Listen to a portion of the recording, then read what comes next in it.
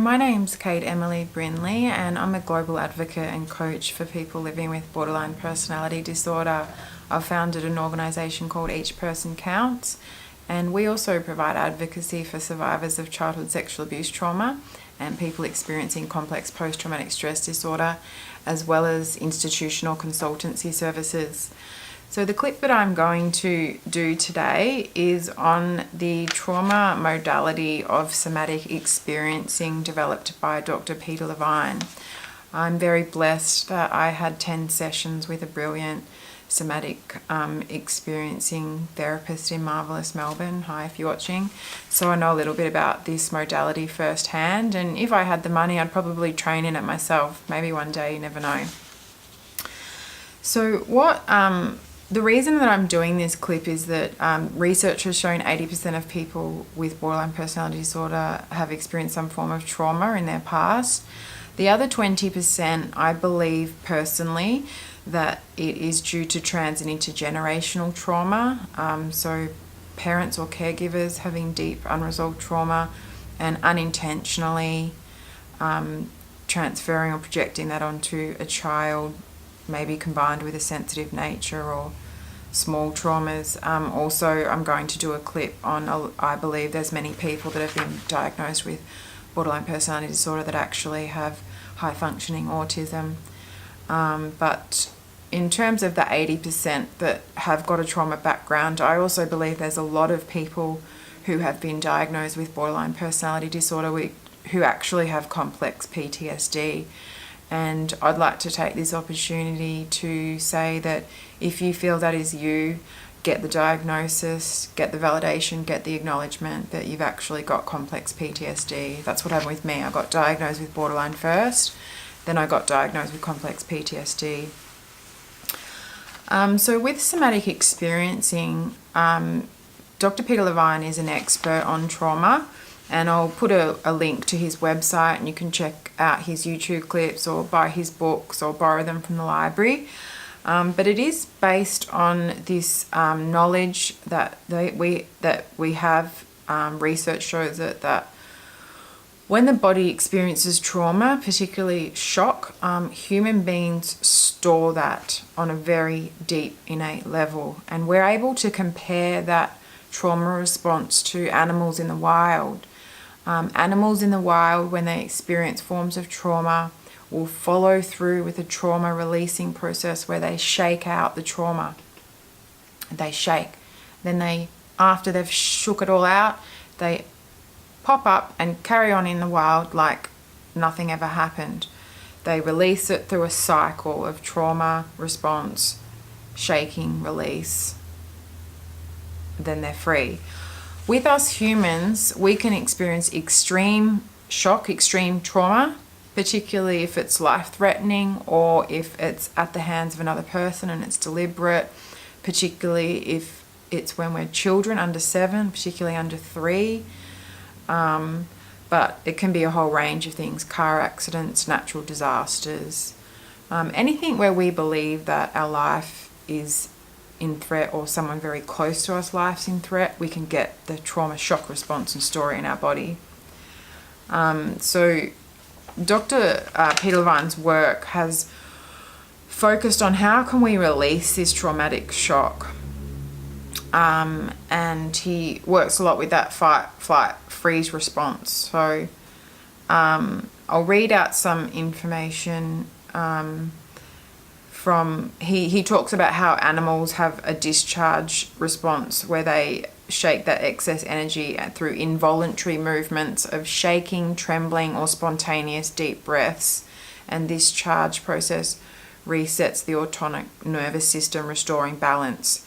With us, we don't do that, and also we can get a build-up of that just daily grind, daily stress of, life can also build up in us as a stress response.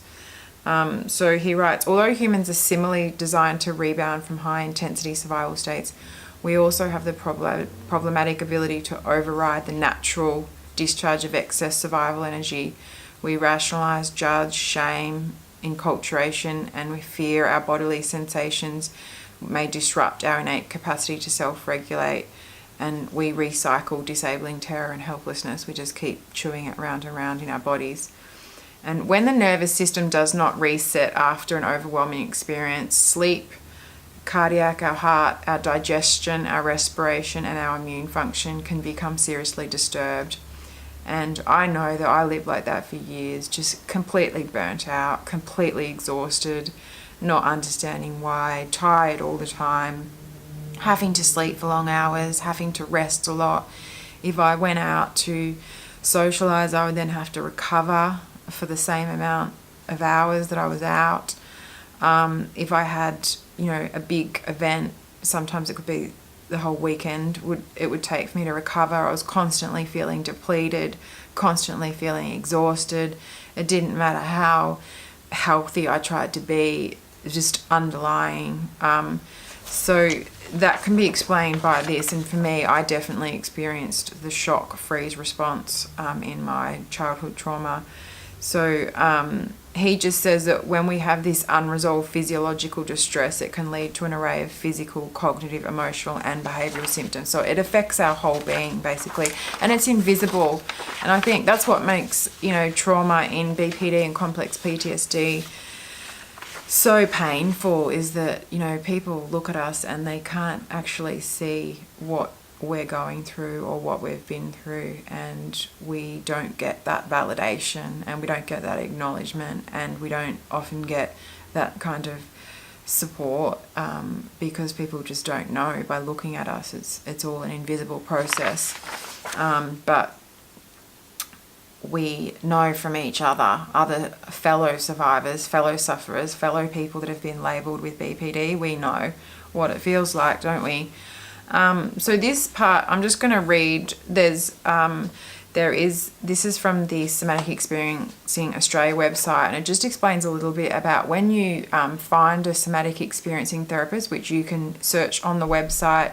They'll have a link there. You can put in your area and see where a qualified somatic experiencing therapist is. It's really important to get someone that's completed the whole training program. It's very, very in-depth, very intense, very professional, and really trains people to work properly with trauma, which is a specialized trauma-informed response. And when we have therapists who work with people who are traumatized, who don't have a background training in how to work with people with trauma, it can re-traumatize people. And somatic experiencing is a very safe modality if you're thinking about going into therapy and you've got a trauma background that you want to work through.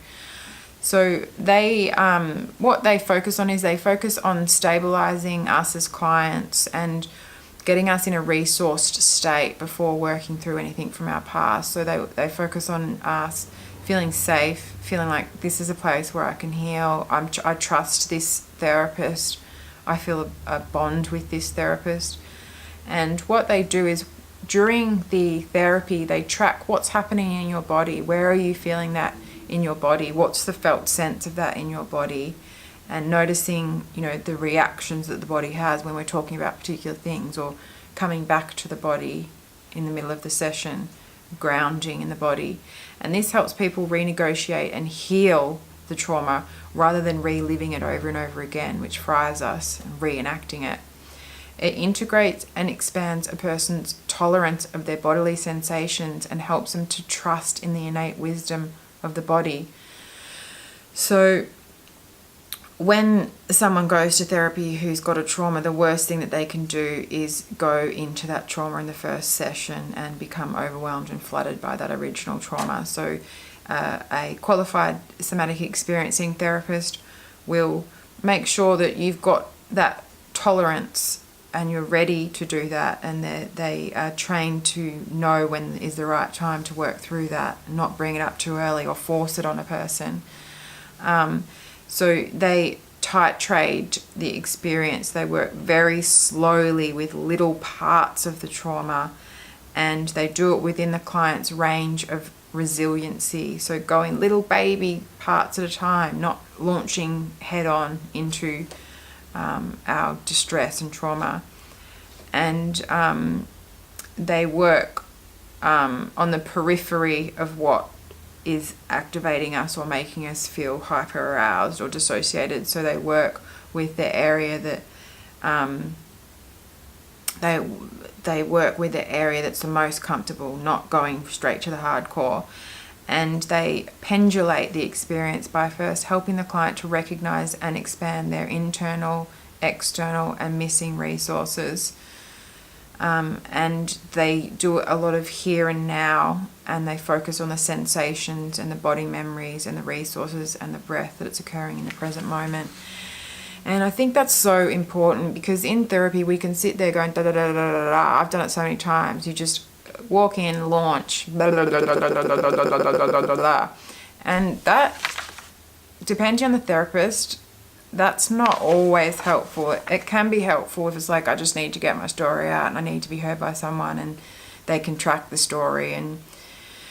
But what I've found in all the hundreds of hours of therapy that I've had and the therapy modalities that I've studied and the clients that I've worked with is that the most powerful therapy is when we can combine the talking, the safe relationship with another human being that we trust, the talking combined with the body sensation. So the three together are very powerful, and somatic experiencing is a brilliant, safe, research proven modality for doing that.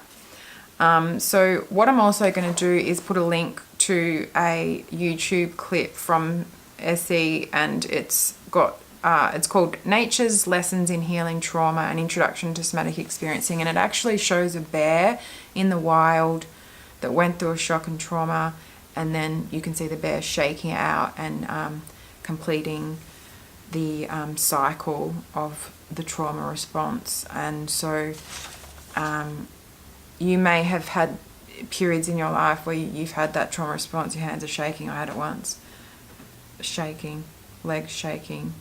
That's actually a healing response, and to be with a therapist that understands that and can contain that and help you release that is very powerful. So if you're someone with borderline personality disorder or complex PTSD, or you're a survivor of childhood sexual abuse and you want access to the kind of cutting edge trauma therapy where people are trained to work with this stuff, then I highly recommend Somatic Experiencing. It is a personal choice. You need to be discerning. You need to ask you've got to shop around for the best fit. Not everyone goes with everyone, and it's something that ultimately only you can decide yourself who the best therapist is for you.